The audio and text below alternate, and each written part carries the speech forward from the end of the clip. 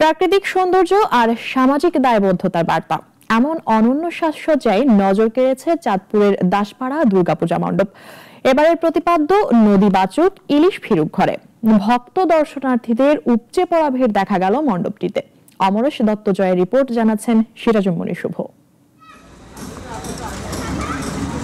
চাঁদপুরের পুরানবাজার দাসপাড়া সর্বজনীন কালী ও দুর্গা মন্দির প্রাঙ্গণে এবারের দুর্গোৎসব আয়োজন করেছে ভিন্ন মাত্রার সাজসজ্জা। নাম দেয়া হয়েছে ইলিশের বাড়ি চাঁদপুর। 18% জায়গা জুড়ে ফুটিয়ে তোলা হয়েছে চাঁদপুরের জেলে জীবন।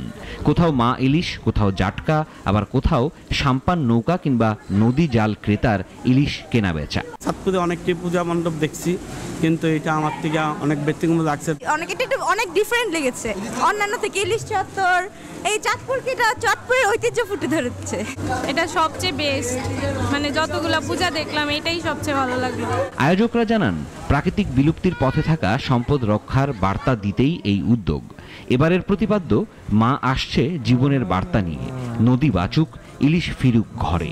আমাদের এখানে যারা আসবে তারা খালি মাকেই দর্শন করবে না, এর পিছনে একটা মেসেজ নিয়ে যাবে যে জাটকা আমরা ধরবো না, জাটকা না ধরলে আমরা ইলিশ পরিপূর্ণভাবে খেতে পারবো। এখানে প্রায় 3000 লোক বসবাস করেন, তারা প্রত্যেকেই আমাদের অনেক পরিবারে আছে এই মৎস্যর সাথে সম্পৃক্ত।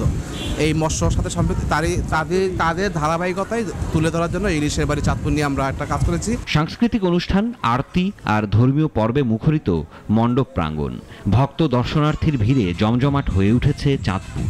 প্রতি বছরে আমরা দুর্গাপূজা উপলক্ষে কিছু থিম নতুন নতুন উপহার দিতে চেষ্টা করি সকল বাংলাদেশবাসীকে, প্লাস সকল প্রবাসী ভাইদের জন্য রইল আমার পক্ষ থেকে শারদীয় শুভেচ্ছা, এবং বাংলাদেশ হিন্দু বৌদ্ধ খ্রিস্টান ঐক্য পরিষদের পক্ষ থেকে জাতি ধর্ম নির্বিশেষে সবার প্রতি রইল আমার শারদীয় শুভেচ্ছা ও আন্তরিক অভিনন্দন। ধর্মীয় আচার অনুষ্ঠানের পাশাপাশি সামাজিক ও সাংস্কৃতিক দিকটি মূল। এভাবেই পূজা হয়ে উঠেছে সর্বজনীন। আধার কেটে আলো আসুক, মানুষ মানুষকে ভালোবাসুক। শারদের ছোঁয়ায় মনের সব আধার কলুষতা দূর হোক, মায়ের কৃপায় জীবন আলোকিত হোক, এই বার্তায় সবাইকে শারদ শুভেচ্ছা জানিয়েছেন আয়োজকরা। সিরাজুম্মনি শুভ, নাগরিক।